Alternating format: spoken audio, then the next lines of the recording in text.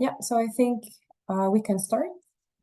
So welcome everyone to today's webinar. Welcome to the webinar for the QRDI and Milaha's Industry Innovation Challenge brought to you by 9 Sigma. My name is Serene and I'll be your host and moderator for today. Please note that this webinar is being recorded and the recording and transcription will be made available on the challenge page on 9 sites. Let's review the agenda for today.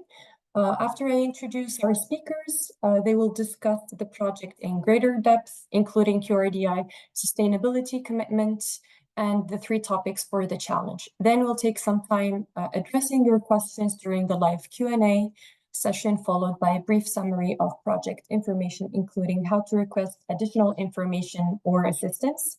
This is a reminder for all participants that today's presentation is being recorded, and please feel free to ask questions at any time using the Q&A box at the bottom of your screen. We'll keep track of your questions and respond to them during the Q&A proportion of this webinar later. Should you need any information outside or assistance of this webinar, please contact 9 Sigma's provider desk at phd@9sigma.com. At this moment, I'd like to introduce our panelists. I would like to welcome Aldrin Tow Bunli and Niall Shambank from Milaha, and Emir Neyhoun from the Qatar Research Development and Innovation Council, and Erica from the 9 Sigma team. Emir will tell us more about QRDI and introduce the Industry Innovation Challenge. Emir, please, the floor is yours. Yeah, hello everyone. Thank you so much. Really happy to have this webinar today to explain further about QRDI and the Industry Innovation Challenge. So first of all, I'll just give some details about QRDI. QRDI stands for Qatar Research Development and Innovation Council, and was established in 2018, representing a new milestone in Qatar's research development and innovation agenda. The Council's first mission was to develop a national strategy that would optimize RDI activities and help realize the country's overarching goals and ambitions. The Council accomplished this mission at the end of 2019, having drafted the first Qatar Research, Development and Innovation Strategy 2030 document. The Council brings together prominent national and international figures from across government, industry and academia, and draws on a wealth of knowledge and expertise of individuals from varied disciplines. Actually, if I just stay to that slide, please. Yeah, so you can see here on the slide here that on the right side, we have a wealth of infrastructure and local large enterprises within Qatar that are doing fantastic. Furthermore, on the left, we see a lot of academic institutes, strong ones within the state of Qatar. We're definitely situated in the middle, trying to encourage and support innovation within Qatar. One of our first programs was a program called Open Innovation, and here we worked with local large enterprises to identify innovative solutions. And we're very happy now to have launched this new initiative called the Industry Innovation Challenge. So please, yeah, next slide. Thank you, Serene. So the Industry Innovation Challenge definitely builds upon our previous success of the Open Innovation, which has had plenty of success online. We've had many calls and innovative solutions for our local large enterprises in Qatar. The Industry Innovation Challenge is a visionary call for proposals to solve a complex industry challenge. And it brings together multiple industry actors forming a cluster. And our main lead, here is Milaha. So QRDI and Milaha are very much working together to form this new Qatar Industry Innovation Challenge. And so to give more details about this specific challenge, I'm going to pass back to Serene and Aldrin, who can give further details.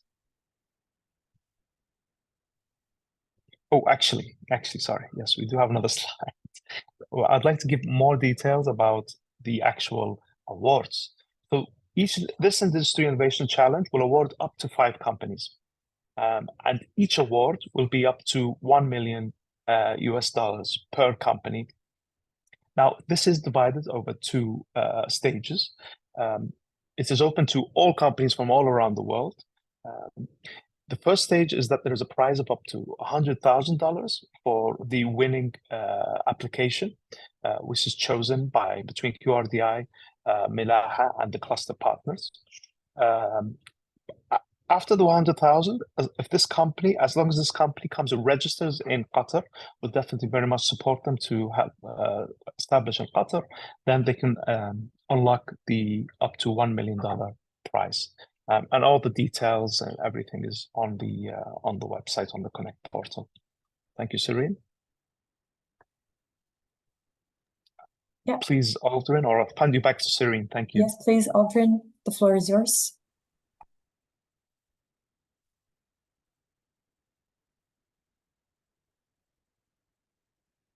Aldrin?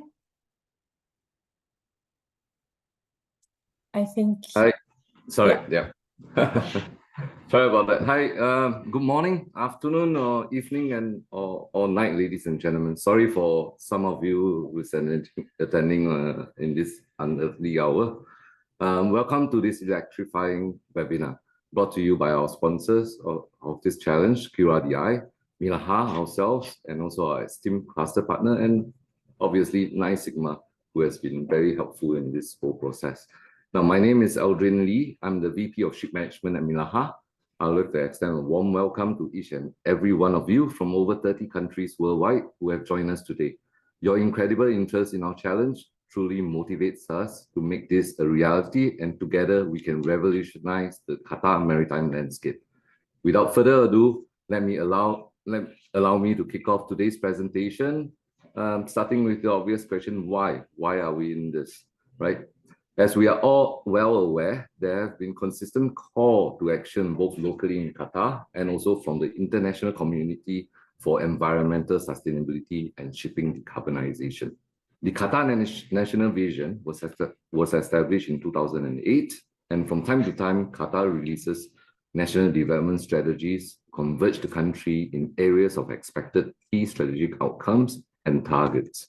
Consistently, environmental sustainability and greenhouse gases are part of the vision and mission of country. As you can see, it's highlighted on the left side of the screen. Now, on the other side, the international arena, IMO, the main governing body of maritime industry, had also releases a number of reports over the year. I would like to direct your attention particularly to this interesting chart on the right. Achieve the target emission level, which is shaded at the bottom part in green, and on and above the current mandatory requirements for the shipping community, shaded in blue and orange, including EEDI, EEOI, and SEEMP. We still have a large gap in between, which is shaded in pink.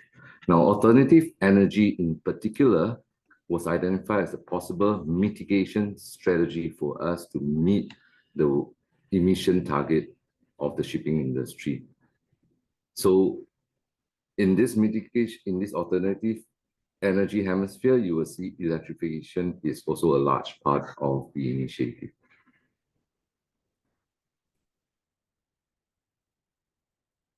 As they say, a picture paints 1,000 words. I would like to now move on to the challenge. The key objective is to build an MVP with the potential of significantly localizing the supply chain through this electrifying journey. To build the MVP, we have broadly segregated the process into 3 parts, namely the design and build, which is on the left, the electrification part, and last but not least, the digitalization of the MVP. We envisage the end result to be the pride and product of Qatar.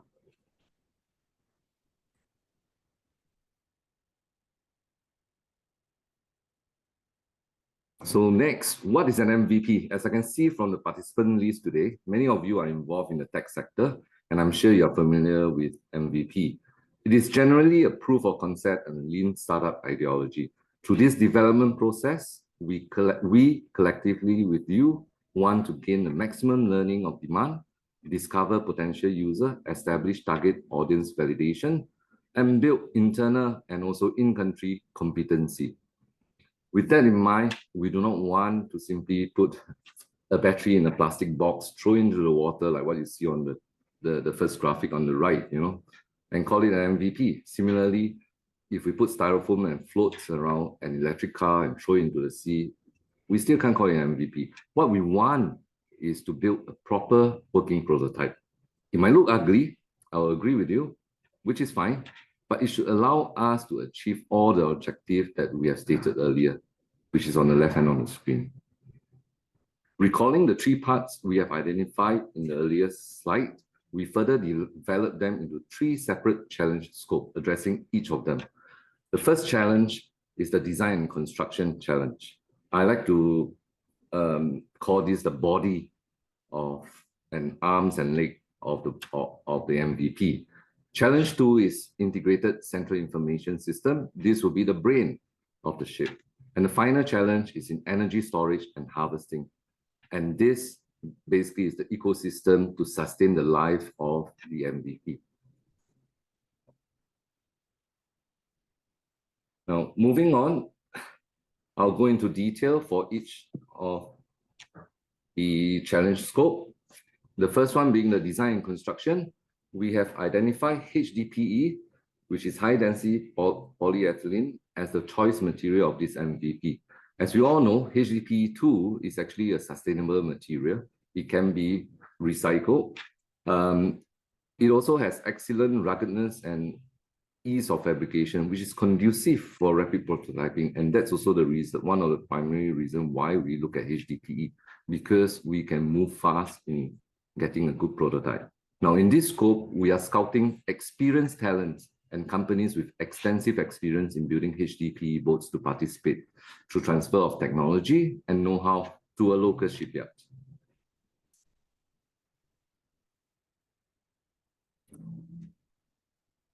The winner of this challenge will be awarded up to $1 million funding, as my colleague in QRDI, Amin, had said earlier.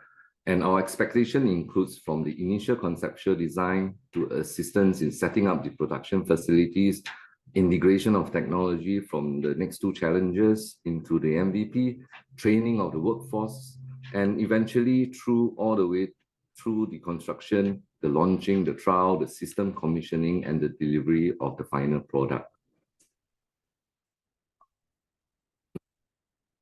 I'll move to the second challenge, challenge scope 2. This is the integrated central information system. We are expecting a lot of exciting opportunities here. It is essentially to design and develop the brain of the boat. Imagine all the intelligent and interactive dashboard that you see in your car today. And in fact, I think most of you have a car that's pretty intelligent today. We want that to be our MVP. We need to forget about why and start thinking about why not, right?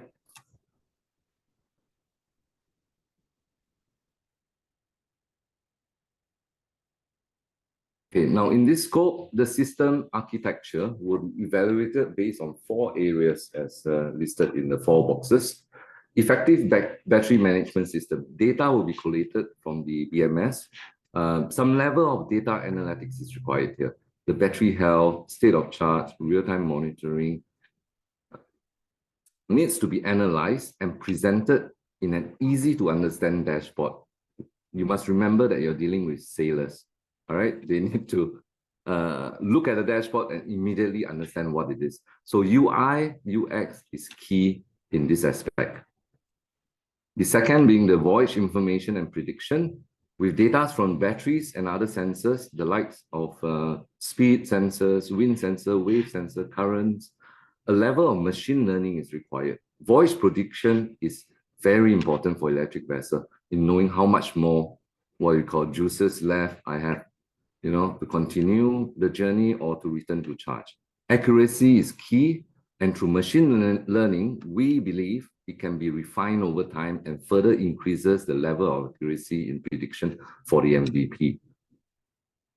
Third will be the navigation management. This is closely related to item 2 and is beyond just the pure integration of marine charts. That will be meaningless. It has to aid the navigator in decision making, provide visual of where I am, possibly where I can go before I become a submarine. Last is the safety feature. And if I may add, intelligent features is what we are looking at. There are many technologies available on EV today. Why can't we integrate them into our MVP? This is where IoT, chatbots, sensors, and visual aids will come into play. If there is a Siri, why can't we have a marine Siri? Why not, right? So imagine we could tell Miri our problems and she would pull out all the expert opinions, suggestions, all the drawings, troubleshooting guides for us. That would be perfect, you know. On top of that, we could also have 360 cameras stitching videos into panoramic views, distance sensors all around the MVP, you know, your famous beep, beep, beep, beep, beep. We could have that on a boat. It's a small craft. It's very exciting. Now we have identified, I'm sorry about my slide clicking skills.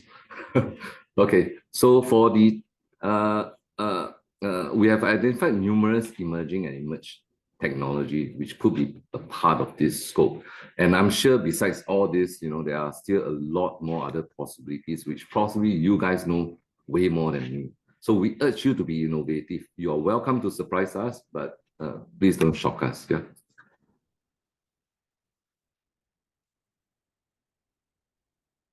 Next is the final challenge, and this is in the energy storage and charging. We are excited to see how this scope evolve. In general, there are three main areas consideration in electrification. In a nutshell, batteries on board, how are you going to charge them, and the source of energy, where does it come from for charging?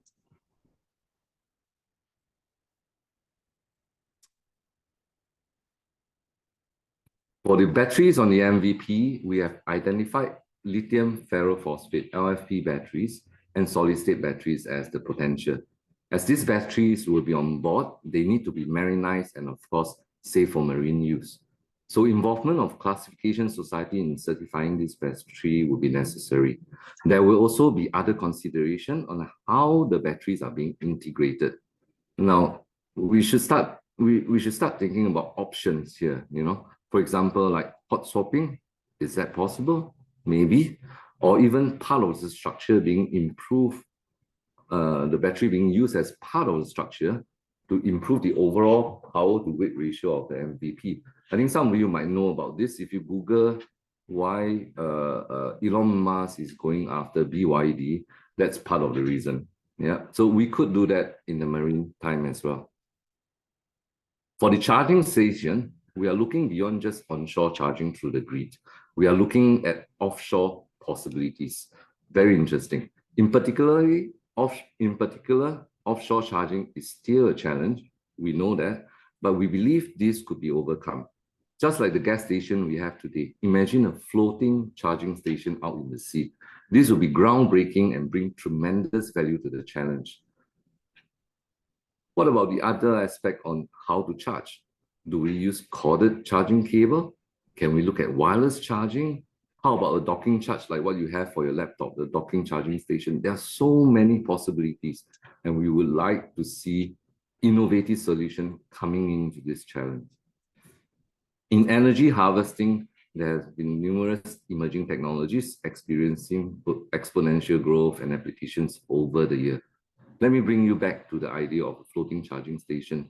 We can look at solar, wind, and hydro energy harvesting technology offshore, or even better, all three for producing renewable energy to the floating charging station out in the sea.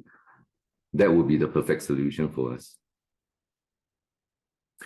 For this scope, the prime criteria are environmentally friendly, cost-efficient energy storage, and suitability for the marine environment. So please bear that in mind when you're proposing the solution for this scope.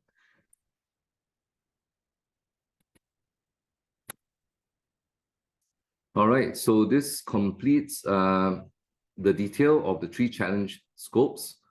I would like to assure you that this is an extremely high profile challenge, and in particular, we have roped in some of the movers and shakers in Qatar as our esteemed cluster partner.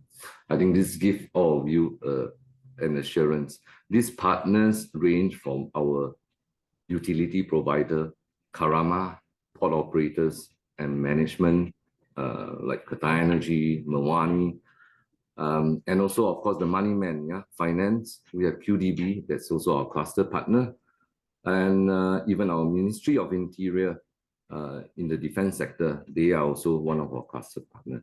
So in this graphic, you will see that the only missing piece in this puzzle is the solution provider, and that is you. Finally, before I go, I would like to touch on the proposal requirement. I think that a lot of questions will be raised in this area. Discussion of requirements. Please provide a detailed discussion on how you intend to meet the specified requirements outlined in your selected challenge scope. Now, this may include your approach to implementing electric propulsion system, consideration for charging infrastructure, strategies for minimizing environmental impact, and any other factors relevant to the project success. Remember, refer to the success criteria for each challenge. Yeah, these are readily available on the website. Secondly, introduction to providers' expertise. I like to say, you need to sell yourself. Yeah, you need to come forward, introduce yourself, your organization, or even if you form a group, a consortium to participate in this challenge. Your portfolio, capabilities, and track records are very important for our assessment. This may also include the past project that you have done, certification, partnership with relevant stakeholders, and any other credentials or accolades that demonstrate your capabilities to successfully execute the proposed project. Right? So remember, you need to sell shampoo to a bald man. So make sure you do a good job on this. Last but not least, additional information. We require a comprehensive breakdown of all costs associated with your proposed solution. I like to recommend that if there are any exclusion as well, that maybe at point of submission you may not be able to include them in the cost. Please identify them and list them in your proposal. All right, so with that, I would like to wrap up my presentation today. Remember, this is not about us or even our children. Yeah, think about your grandchildren and their grandchildren. This is not just a challenge with a prize money. It is also for a good cause in securing a better environment for the future generation. I'd like to conclude with a vision that we have coined for this challenge. We invite you to join us to optimize today's technology and innovate tomorrow's voyages. Thank you very much. With that, I would like to hand over to our webinar moderator, Miss Erica. All yours now. Knock yourself out. Thank you, Aldrin. Thank you for your presentation. That was very interesting about Milaha's target and expectations and vision for running this challenge together with QRDI. So let me thank once again the speakers who have come before me. So Amir Nehum, who is RDI program expert at QRDI, and Aldrin Tubun Lee, who is Vice President of Ship Management at Milaha. Now, my name is Erika Bizerni. I'm a technology associate at 9 Sigma, and I would like to tell everyone how to submit a proposal to the challenge. So first of all, please visit the challenge website. The link is written here in the slide, or you can also flash the QR code that you see at the bottom of the slide and also in the next ones. On the website, you will find a lot of information about the background, the challenge prizes, and also the opportunity to collaborate with QRDI and Milaha to help develop the selected scientific proposals and transform them into market-ready technologies. Each of the 3 contests that Mr. Lee has presented are described in a specific web page, and you will see the link here in the slide. Each of the contests is also accessible from the main challenge website. On the contest web pages, you will see a lot of information about the topic and the types of proposals that Milaha are interested in, as we have also listened right a few minutes ago. And this is really important because this is the type of proposals that are really going to excite Milaha. Once you are ready to start writing your proposal, please go to the challenge page you are interested in and download the response form template at the bottom of the page. You can proceed with drafting your proposal by using the template and save it either as an MS Word or PDF file. When you are ready to submit, then please click the Respond button at the top of the page. If you have got a 9sides account already, you will be asked to log in. And if you don't have a 9sides account, you will be asked to create one. That's very easy to do. So you just need to enter your email and create a password. And this means that we can contact you again about your proposal. When you have done that, you will see the response form. So it's really just a series of boxes where you type in your response that you can just copy and paste from the proposal you have drafted offline. There is also space for you to upload any attachments, including the presentation, the proposal that you have prepared offline, and any additional diagrams or images, publications, also your CV. As we have heard from Milaha's presentation before, it is very interesting for them to know who you are and what you are doing and what your expertise is. You can then save the response at any time and come back to it later. Once you are ready, you can click the Submit button. So what should you include in the proposal? Well, the first thing that I would like to say, and I would like to state it very clearly, is that we do not want you to include any confidential information. There is absolutely no need to disclose your special know-how or proprietary knowledge. You can tell us what you can achieve and what types of outcomes you can deliver, but there's no need to tell us exactly how do you do if you don't want to. Secondly, Milaha are really keen to understand the approach you will take. We have listened to that in the presentation before. What's unique or different about your approach? How could you work with Milaha and QRDI to evaluate and scale up your technology? And you will see in the response form there is a section where you can specifically describe this. So please do include this information. And finally, we'd like to know about you, your past achievements, details about your team, your capabilities. And when you have completed the response form, you just need to check a box to show that you agree to the terms and conditions, and then click the Submit button. And the response is automatically saved in our database. I remind you that the deadline to submission is the 23rd of May 2024 at 5 p.m. Eastern US time. And this is everything I wanted to say about submitting an entry to the challenge. Now, let me give you maybe more details about the selection process. So the evaluation of the proposals and the determination of the award will be made by a jury composed of experts from Milaha and QRDI. In particular, we will have two members that will join the jury, Mr. Aldrin Lee Tubun, who is also a panelist today for today's webinar. We have heard him introducing and explaining about the challenge, who is Vice President Ship Management at Milaha, and Alia Laboudi, who is Senior Scientific Manager at the QRDI Council. You can find all details and bios of our jury members on the challenge webpage. The selection process is comprised of two phases.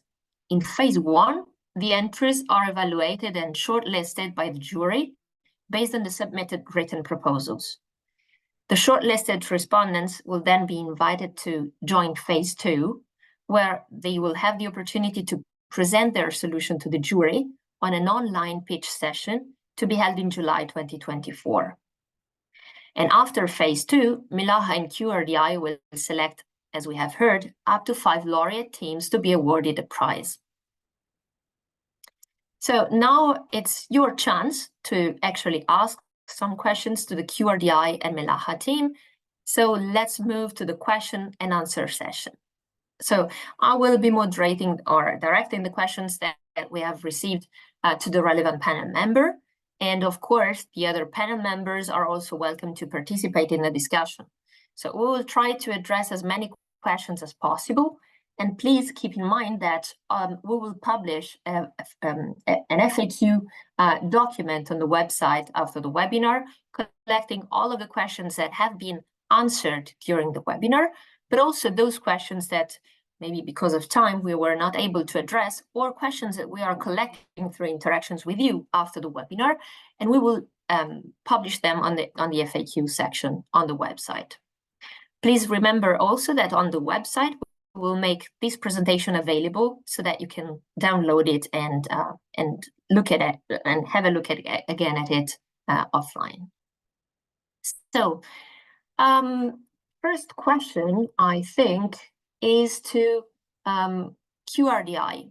So we have a question about, for industrial partners, they should be only in Qatar or internationally. Amir, how can we address this question? Yes, thank you so much, Erica. Yes, to be very clear, we accept all proposals from international companies abroad from Qatar. There's 2 stages to the application, which means if you're internationally based, you can unlock up to the $100,000 award after we select your proposal.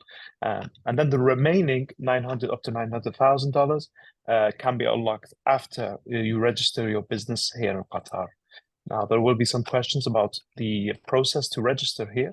I'll definitely forward you to the Invest Qatar website, which has a world of details about how to register in Qatar as a business, and we can definitely help in that in future as well.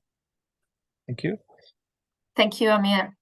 I have another question about how to participate. So, can different companies join the challenge as a consortium? We have heard Aldrin mentioning the possibility of having a consortium participating in the challenge. So, Aldrin, would you like to articulate around this question?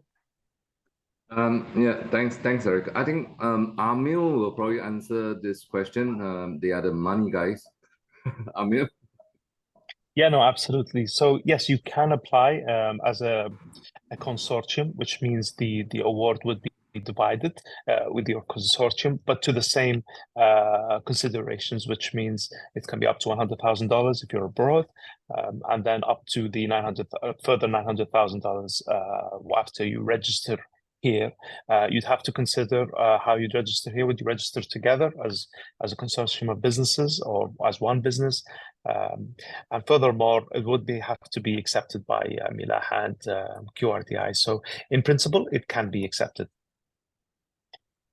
Erica, if I could add just something to the registration process. Setting up for those of you unfamiliar with setting up a legal entity in Qatar or in the region, it's incredibly straightforward and cost efficient. I know coming from the States, setting up a legal entity can be quite a pricey and lengthy, complicated process, but here it's fully streamlined. So don't see that as any kind of barrier. It's a very straightforward process. Thank you, Amir and Niall. So going on the same topic, we have a question about, is there any requirement to collaborate with any Qatar-based entities for application? Maybe, Niall, if you'd like to go on and include also this consideration with your response. Sure. They're effectively 2 parts. There's the first part, which is actually the submission of the concepts, the solutions around those 3 areas, right? And the bidders are under no obligation to work with anyone in proposing their ideas forward. The second part is realizing this and actually building out the vessel. And one thing I'd like to emphasize is this is not about a boat. This project is really about building a capability within the country. You saw all the cluster partners that were on that page, and they've been selected on purpose, because what you have on that page is actually a unique set of groups, because those are the initial customers for this fleet. So once we move beyond a vessel, those are the harbor fleet owners, those are the naval vessel operators, those are the banks ready to fund a local supply chain. And that's your local utility provider who will be providing the grid infrastructure. This is about a capability.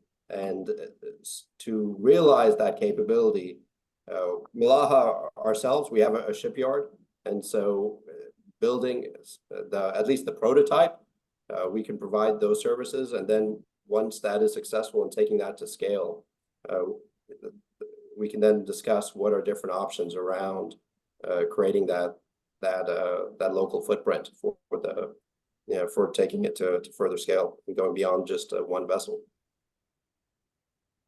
Yeah. Hope that. Thank you, Niall. Now maybe we can move to a more technical questions about if there is one of our participants who asks, if we are to offer an electric traction system for the boat, for example, electric drive plus motor plus battery, can we submit such a solution to challenge 1? I direct this question to Milaha, so Niall or Aldrin, would you like to answer that? Okay, I'll answer that question. It's a good question, and we do see that there are a lot of service providers that could actually provide the drive system, the batteries, and so on. Now, because of the way the challenge is being structured, I do see that if you're providing a propulsion system and drive, you will probably come in the first challenge, and it could be just a provider of the MVP construction. So we could purchase the system from you to install on the boat. Now, on the battery side, we would actually prefer it to be in challenge scope number 3, because the way we see it is that the battery and the charging system and also the infrastructures are all related together. This would help us in terms of setting up our charging facilities here in Qatar in the future. And obviously, I mean, the batteries, I mean, whether you're in parallel or serial, we can quite easily, arrange to the same voltage for your drive as well. So I don't see a problem in that being a segregated part of it. So in short, quite likely, if you're providing the propulsion, drive, and batteries, you would probably fall under the first category. You may not be able to participate in the challenge, but you could be one of the solution provider that would supply the system to us. Thank you, Aldrin. Thank you. Okay, I have another question, which is, who will provide the battery system GPS navigation data for developing the system? I guess that this question is referred to challenge number 2. So Aldrin, would you like again to reply to this question? Okay, so the challenge 1, which includes basically the conceptual design and determination of the specification of the MVP. So again, this equipment will be selected, of course, because all 3 scope forms the entire challenge. So we will be consulting, and depending on scope 2 in particular, who will be integrating all this equipment on what are, for example, the connections that are required, the data that needs to be transferred for them to be useful. And from there, we will determine in challenge 1 what are the equipment to be purchased. These are excluding the new technologies that we're going to integrate into the system, because that's in challenge number 2. But in general, the basic equipment, like for example, your GPS, your speed sensor and all this would actually just be equipment supplied and nominated through the first challenge, which is capable of being integrated in the second challenge. Thank you, Aldrin. Now I have a question that is instead about, we are interested in applying for the 3 tasks as we have the capacity and knowledge. Can we do that? If yes, is 1 comprehensive proposal enough or 3 separate ones? I can try and pick this question up. So of course, you are encouraged to participate. There's no limitation in the number of challenges you can participate in, if you have the capability and knowledge to respond with an interesting proposal. So we encourage you to participate, of course. And the best way to do that, I suggest, is to answer with one proposal per challenge, because we have different requirements. We are addressing different tasks and actions. So in challenge 1, for example, we are addressing the design. In challenge 2, a digital system, and in challenge 3, a charging and powering systems. So it's 3 completely different and well separated challenges. So I would recommend to prepare 3 separate proposals. Of course, in your proposal, you can also mention that you have submitted also for the other 2 challenges, and you are able to cover also those topics. So I asked maybe to Milaha if you have anything to add to this, or if you want to complement the response or the answer. No, I think you answered it correctly. The bottom line as well is that just one more thing to add is that we're not looking for a ready product. We know there are ready products in the market. What we want to do is actually to incubate and innovate as well within Qatar, so that it is also a learning curve besides just producing an MVP for the country. So that is where we stand. So if you come in all 3 challenges, you might get selected for all 3, or you might just be selected for 1 or 2. Thank you, Aldrin. I have a question for QRDI on IP management. So, if you participate in the challenge and is awarded a sum of money, who owns the IP? Yeah, maybe, thank you so Amir, much. Yeah, thank you. Maybe Go we ahead. can expand in general about IP management. I think there are a couple of questions in this direction as well. Yeah, absolutely. So in regards to IP management, for this application, we're not expecting you to share any specific IP. We have an IP policy at QRDI, which is available online, that can be seen. There's also a difference between obviously IP rights and commercial rights later, etc. And these can be discussed at award or prior to award with us and Milaha. Niall, would you like to add anything in that regard, in regards to IP? Sure. I think you touched on a great point, which is the separation of IP rights and commercialization rights. For us, what I had alluded to earlier was this is really about building a capability in Qatar. We believe there's pretty good runway for this base vessel to expand into various uses and needs. And so we would be very much interested as a result of this project in the commercialization rights, with the individual partners retaining their own individual IP rights. For us, it's about how do we take this MVP concept and take it to something much further and bigger, not only for the state of Qatar, but for the region and hopefully beyond. Thank you, Amir and Niall. I think your answer has been very clear. Now we have a question about what comes next. So, Joint Solutions is the title. Expected scope of the proposals: proof of concept, pilot, escalation solution. Please provide a timeline. We have this request. Would you, Aldrin, would you like to address this question? Sure. We'll address that. Now, as Erica has shown the timeline for all this, so we are looking at in September in awarding that. And then the first stage definitely will be the challenge scope 1, which is actually determining the project, the specification and outline of the design of the MVP. Now, I think we must all remember that we are not building an end product. We are building an MVP. So the MVP is actually a proof of concept. So what we're looking at is probably a window of between 12 to 18 months to build the MVP. And then the future of this would obviously depends on the commercial ability of the different companies.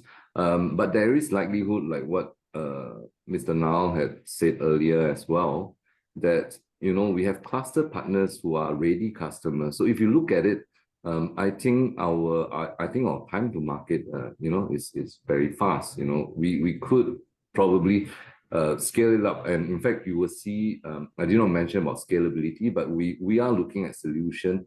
One of the criteria is also scalability. Now, electrification for us is just one of the solution. That's why we said alternative energy. There are a lot more other options. So evolving from here, we're looking at commercialization in perhaps 3 different industry, in the commercial industry, in the leisure industry, and also in the defense industry. So there's a lot of potential in the future after the MVP is built. From there, we learn the potential requirement from all our clients, and we could commercialize into a mass production after the challenge is over. Now, do you have anything to add to that? No, well said. Thank you, Aldrin. Okay, thank you. We have a question instead about the initial cost for developing the proof of concept. So we have a question by an expert in lithium-ion technologies who asks, who will pay for the initial costs of the battery pack? If I was to develop the concept of proof, do I have to pay for it?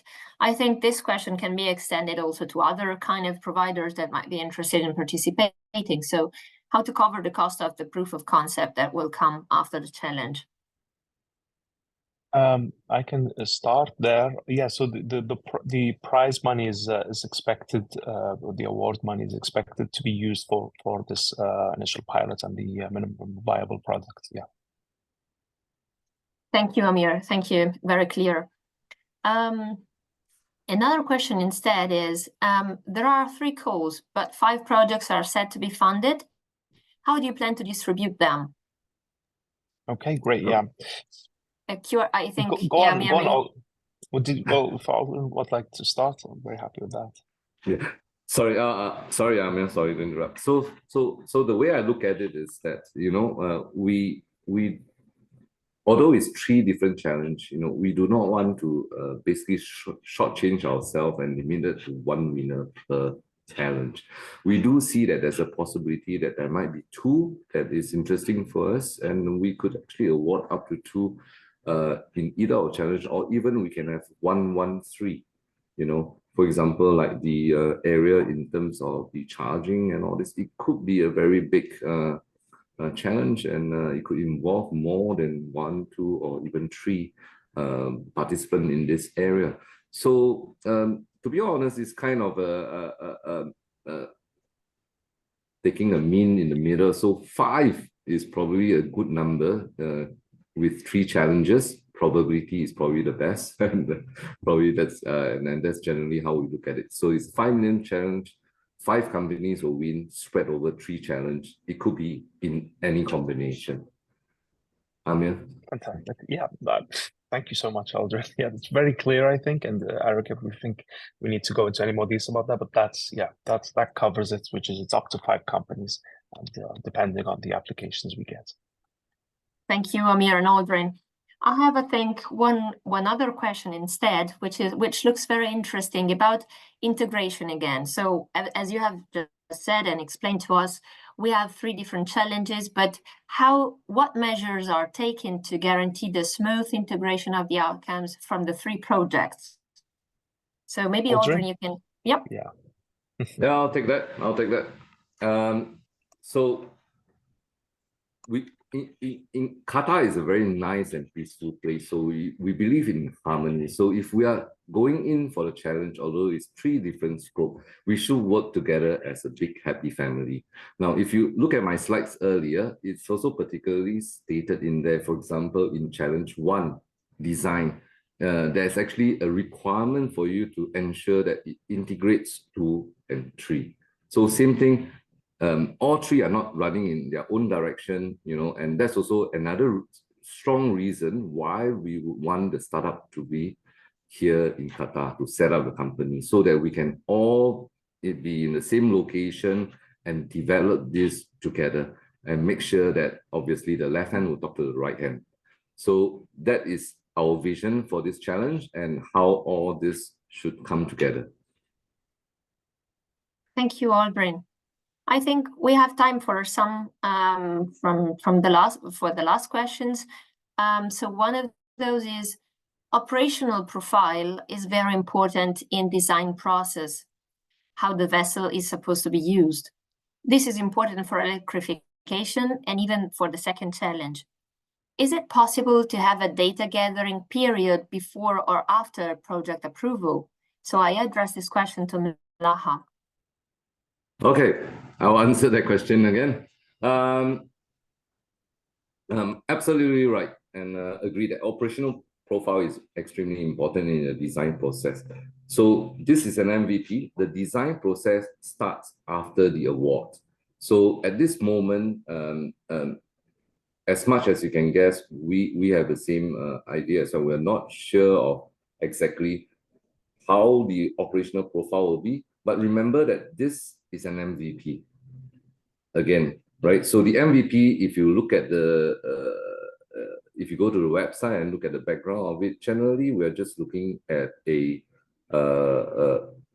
12 to maybe 10 to 12 meter or even 15-meter vessels. It could be a catamaran, it could be a semi-displacement hull, but generally it's just a electric craft, and it could even have hydrofoil if the need required. So the design profile will be established when we start the challenge, and that will be the first page. That will be the first step of designing this MVP. Again, critical, most an MVP. So what we want is to build a proof of concept. We're not building a specific product for the market at this point of time. So in general, it is a 10 to 12 meter boat capable of carrying up to 6 personnel. The reason for that is because it's just an estimate generally of what the carrying capacity is available, so that the designer for this MVP will be able to scope into a more specific design profile after that. Thank you, Aldrin. I think we have just the time for a last question, which is again about IP. I think it is worth clarifying something because a lot of questions are coming in about that. So we have in the project page, it is stated as a success criteria, transfer of rights, including design and construction methodology to Milaha shipyard. We understand that you need to retain design rights. The question is more related to the underlying technology, whether that is retained in the company or if that is transferred fully to the companies. Would you like Milaha to address it, Aldrin, maybe? Yeah. Yeah, for us, again, just separating the IP rights and commercialization rights. For the technology elements, candidly, we're happy for that to reside with the individual owners on that. Realizing the vessel and building it out, that's really what we're interested in. It's not to take over your R&D efforts or your hard work that you put into your designs. Thank you. Okay, may I add just a little bit on that?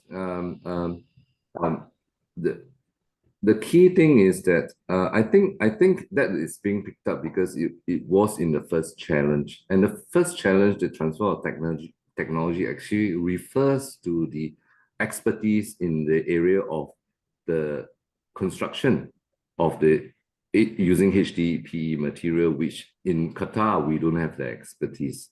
So the transfer of right is actually, or transfer of technology is actually in the production of HDPE boats. So maybe that is being misunderstood as what is required across all three challenges.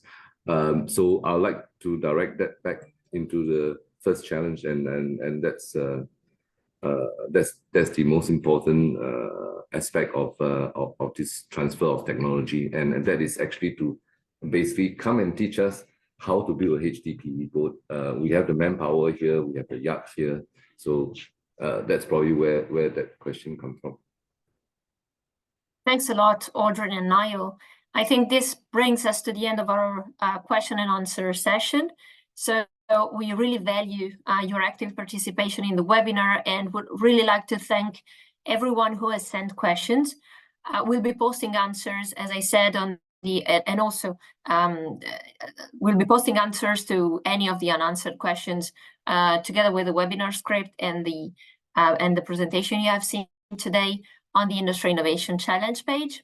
And I would also like to thank our speakers for providing such valuable insights in their answers. So I leave the floor back to Serene for the closure of the webinar. So thanks. Yeah, thank you, Erica. And what you can see actually now on the screen is some final important information that you can find on the page on 9 sites. And what you can do today is to register to stay connected. And then you, the second thing would be to download the required document and details, challenge, description, terms and condition, and the response form template. You can prepare your proposal in the template on the page.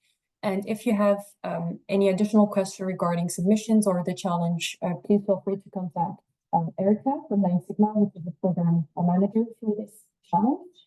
And 5 is to upload your proposal online by May 23rd at 5 p.m. US Eastern Daylight. So we won't be able to accept proposals after that time.